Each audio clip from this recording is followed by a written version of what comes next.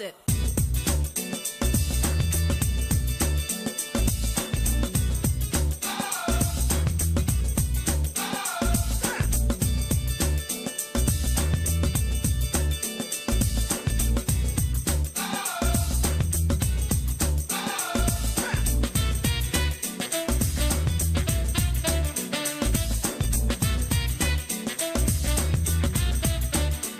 Hello out there, thanks for joining us on Political Platform. Welcome to the program.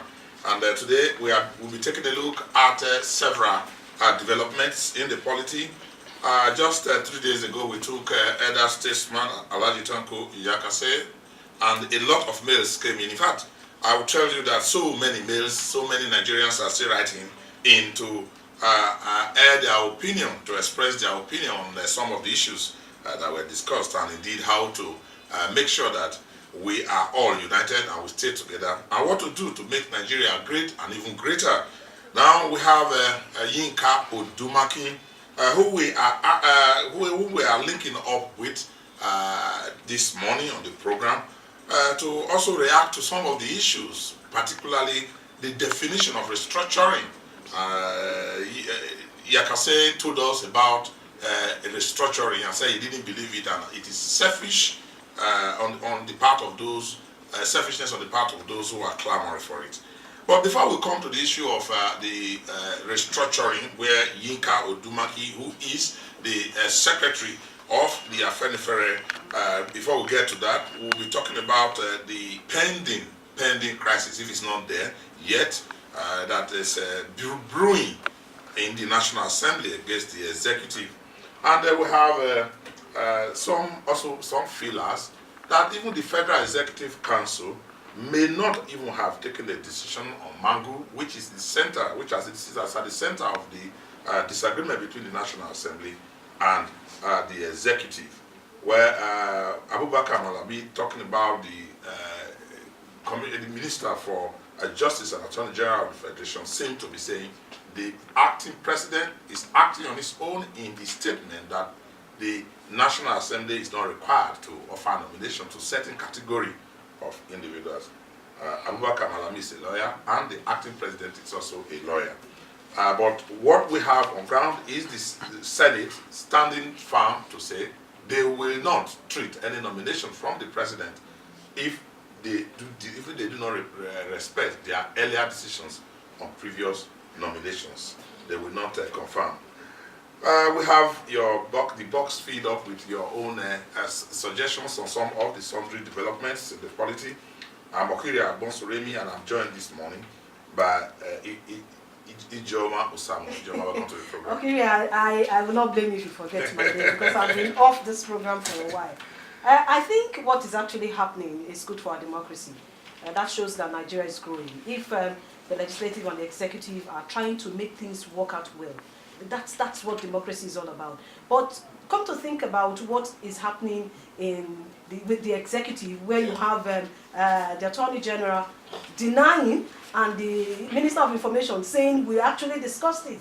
That means there is no synergy between them. There's some disagreement in the Federal Executive Council. And I don't really know what is happening. We know we have said on this program before, we didn't mix words in telling you that the supporters of President Muhammadu Buhari, those who came in, they are, when we try to analyze them, they are in different groups and camps and the categories. Of course, there was a merger. Before you got to APC, there were political parties that came together. And along those lineages, so those camps and groups, you have a lot of people having and forming their opinions and camps and groups around those. And unfortunately, the President Muhammadu Buhari has not actually successfully united them, brought them together and get everybody to speak. So you see a government that is divided along several lines, or even those who are the main supporters of the president. We have also told you on this program how some believe that the president, he should not contest the 2019 elections, or how a camp that says he should contest, that they will support him the last drop of their blood, and a lot of other things coming on. But the way it is going now, if you are watching closely with the line of division that we are beginning to notice in the Federal Executive Council over confirmation as pronounced by the acting president,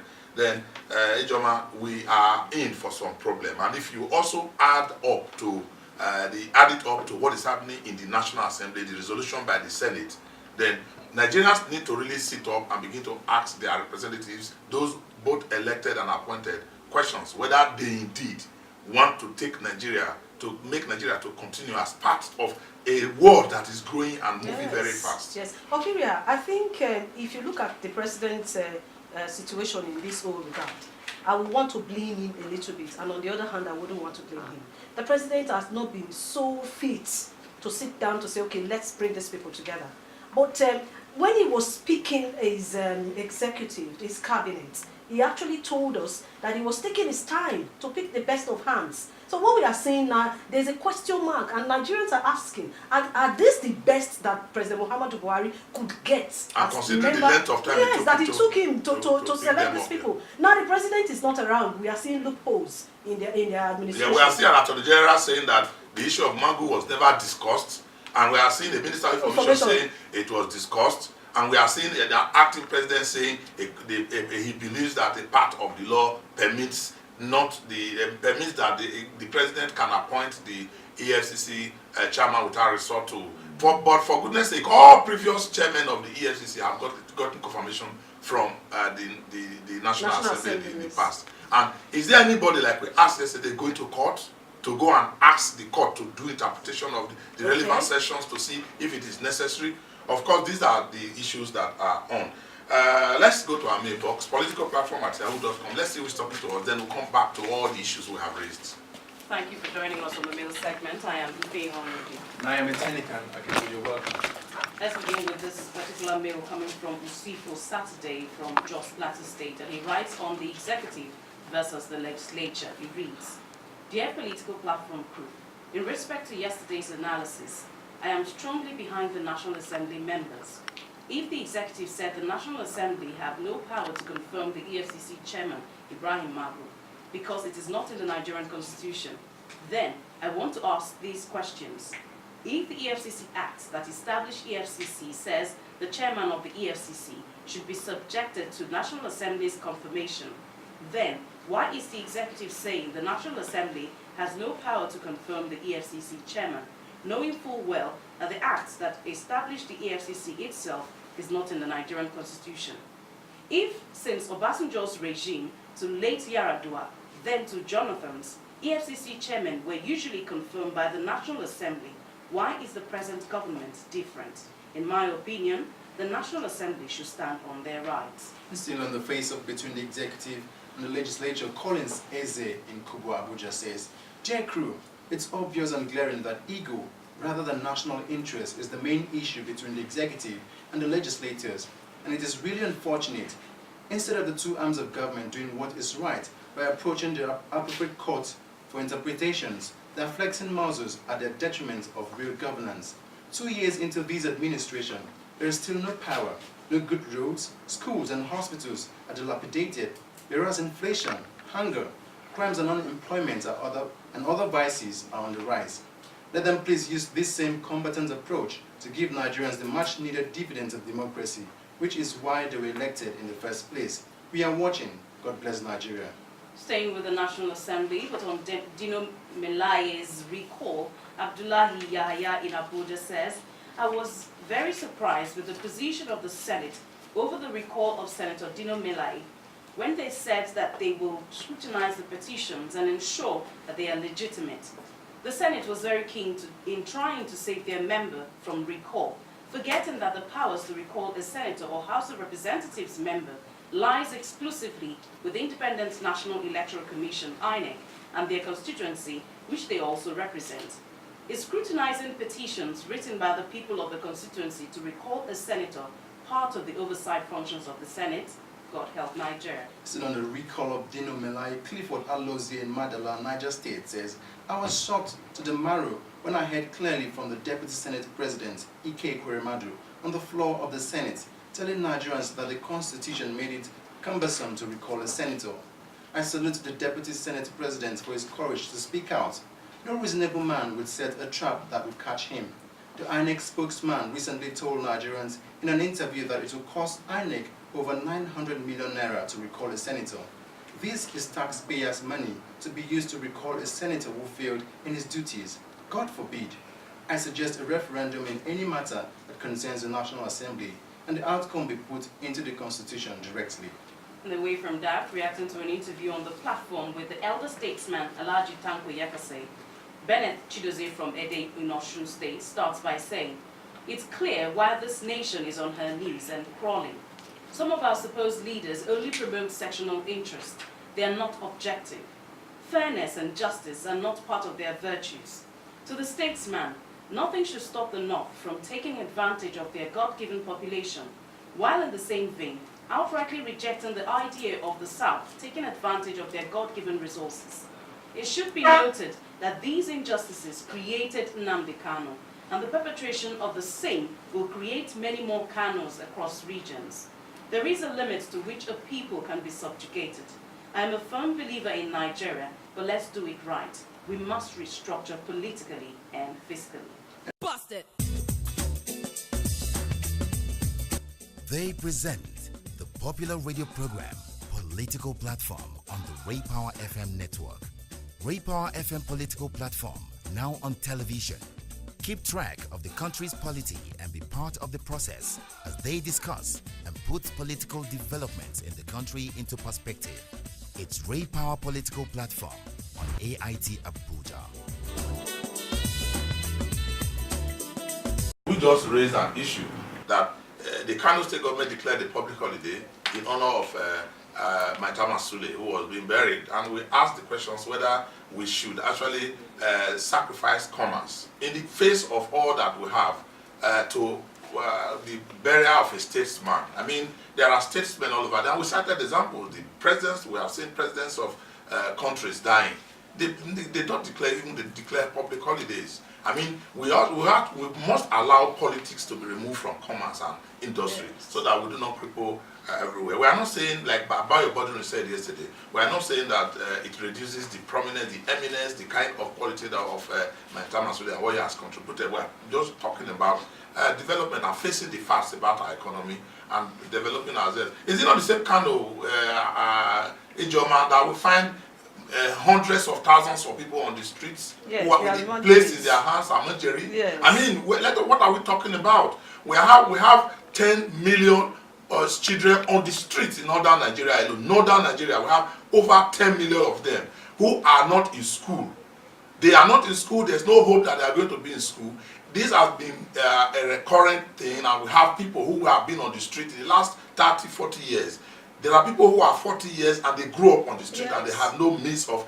We are talking of a time that Maitama Sule himself and all these political leaders were in power. We are talking of a time when most of the presidents from Nigeria came from the north. We are talking of a time when we had all the resources, the biggest resources coming from oil, and we had all these monies, and our leaders sat down. We are not talking about even the time that we have even presidents from the south. What did they do apart from Goodluck Jonathan, who attempted to set up Almajiri schools? What have we done to really assist these young children up? And when we have leaders being celebrated, what indeed are we celebrating? What are we celebrating? That is the question. Okay. So it's not that we are diminishing the powers or the influence, the contribution of Maitama Sule, late elder statesman. We are saying that all our leaders should put their politics, their conveniences on one side and assist Nigeria to grow. Assist our younger ones, those who have they didn't have a choice coming to Nigeria. They were born into Nigeria. We should assist them. We should assist them to grow. That's what we are talking about. Okay, Ria, it saddens my heart that some of these our leaders actually went through free education. Most of them did not pay school fees. I remember the days of Ambrose Ali and the free education that was granted to these people. So there's nothing wrong if one government comes up to say, I am declaring free education to the children on the streets up to university level. If you go to Ethiopia today, that's what is happening. That's as small as Ethiopia is. They declared free education for their citizens that cannot afford it, just to take them out of the streets, up to university level. So Nigeria can still do that. And we have very influential people in the north. So if one person comes out today to say, yes, I think all this talk about Almajiri, I want to pay into it, I want to key into this. Let me take away about 2,000 of them out of the street and try and educate them. But I think there's also a problem with our culture, because this whole thing is all about the culture that they practice there. And some people have even tried to tell you that it's religious. It's And religious, thank God okay. the Sultan of Sokoto have told us that it is not religious. Almajiri, it's Islam. If you like, bury it and begin to talk about Islam, that they learn Quran, and through the process, the Sultan has told everybody, he has made it very, very clear that it is un-Islamic to keep these young ones the way they are, and we must do something about it. If we are not doing something about it, it's just time bomb. It's time bomb, and one day, all of us, if we do not get to be killed or made by this time bomb we are setting, our children will settle it. We take them to anywhere in the world, let them go to school and come back to Nigeria. They will meet these ones who are on the street, who didn't go to school. Exactly. And I've asked myself severally, we still celebrate our leaders in the 70s, the 60s, because of what they did, because we could see it. Some of the cumbersome infrastructure in Nigeria today were built by these people. Now this generation, what are we going to celebrate in them? We are celebrating a generation that cannot even build, that cannot even say, okay, let me bring out something out of me. We only consume, we don't produce, we don't make. So what are we celebrating? So if Nigerians, especially the elites and the leaders who call themselves political leaders, if they can sit down and say, look, the solution to the problem of this country is when we begin to think right, when we begin to think that, yes, we can actually do it. None of them can tell you, none of these governors can tell you they are no, they are just being selfish. And until we remove selfishness, we'll keep clamoring for restructuring, and it will not stop. All right, let's take a break. When we come back, we'll be going to this restructuring itself. Bust it. They present the popular radio program Political Platform on the Ray Power FM network. Ray Power FM Political Platform, now on television. Keep track of the country's polity and be part of the process as they discuss and put political developments in the country into perspective. It's Ray Power Political Platform on AIT Abuja. Thank you so much for remaining with us on the platform, and it's time for us to talk about the restructuring. The restructuring, we're talking about, advance some arguments that would see to everybody understanding all the sides to it. We have told you that so many people define restructuring in the way they perceive it. Alhaji Tanko Yakasel, the elder statesman who was in the studios with us 3 days ago, said he does not believe in restructuring, and that those who are clamoring for it, they are selfish, and it's a selfish idea, and actually linked it up to the action group and said they are propagating ideas to promote themselves, and it is to reduce the number of seats and power of the northern Nigeria, and that the north was blessed with the population, and they must take advantage of that population, and that there is no apologies whatsoever, that he believes that there's no need for restructuring. What he concluded with was that if we want to talk about tinkering with our structure of politics, maybe we should adopt the French model where you have the ministers coming from the legislature. But we have Yinka Odumaki on the line. He's of the Afenifere, and he has also conversed earlier that we are waiting for the doom to happen if we do not restructure. Thank you so much for joining us on the program, sir. Good morning, Mr. President. Let me first of all just ask you the definition of restructuring by your own understanding. Restructuring is not long-ranging, it's in simple language. Restore us to where we were before the military struck in 1966. In 1960, our founding fathers negotiated a federal constitution, which was the basis upon which we gained our independence, and that's all we are asking for. So let's go back to federalism, and that's the first thing on the APC manifesto, to initiate steps to restore Nigeria to true federalism and the federal spirit. So that's what socially means. Now, do we if somebody says this restructuring is selfish, it is one that is to diminish the strength of the population of northern Nigeria, and it's an effort by those in the west and the north and the south to diminish the influence of the north in the power hold in Nigeria. What do you say? Well, it's unfortunate that an enlightened man like Legislature, and somebody who's supposed to be progressive should be talking this way. But we are not surprised. You remember that in 1963, when Edauro moved the motion for Nigeria to become independent, it was the next element, the so-called progressives in Kano, who organized the Kano riots, where people are being killed over the demand for independence. So the role, I like that what I explained today, is consistent with that role of NEPU in 1963. Now, it's shameful that in 2017, a fellow Nigerian will still be talking that the best thing you can do in your life, the population, is to go and hustle for money in Abuja. Can't you see what people are doing with their population? Look at China. Over 1 billion people. They are putting their people to work. There are people who are not begging. You can't see beggars in the city of China. They are not begging across the world. They are working, using labor as a part of production.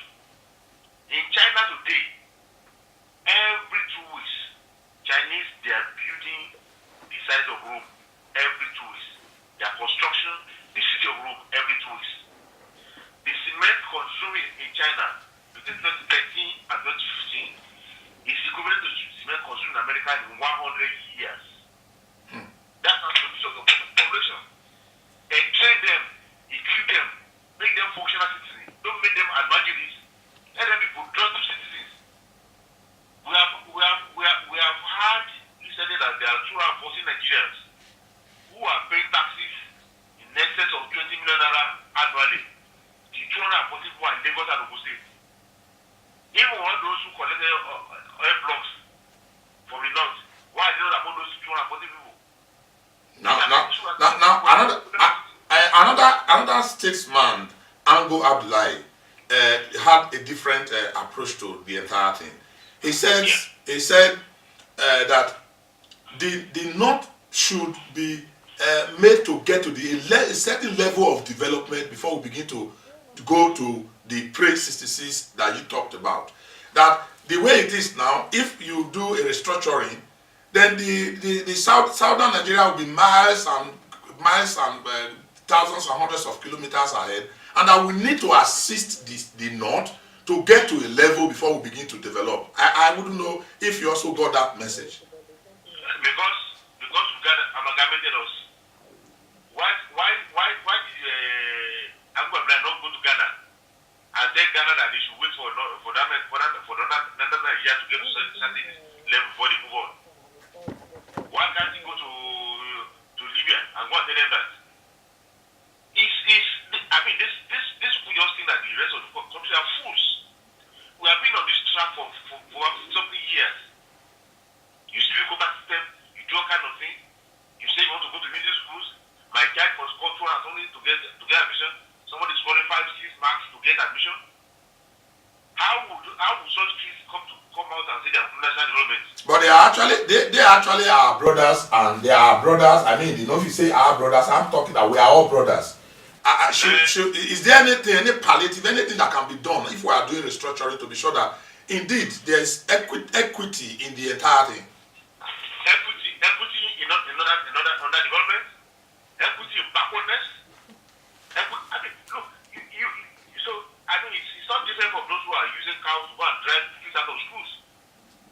I will not reach, you two will not reach. How long can that continue?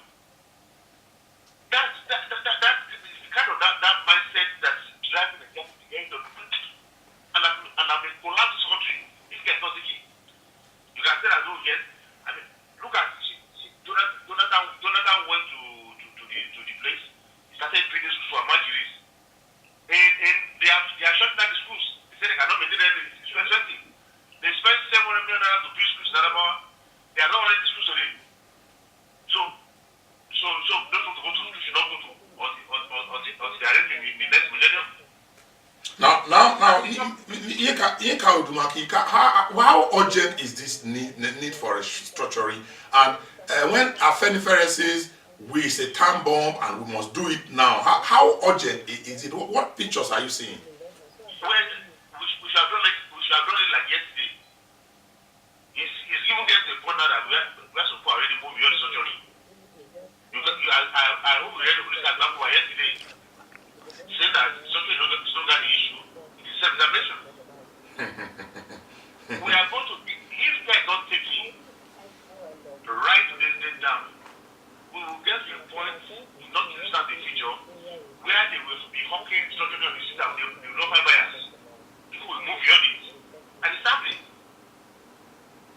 It will get to a point where people will be hawking restructuring and nobody will buy it.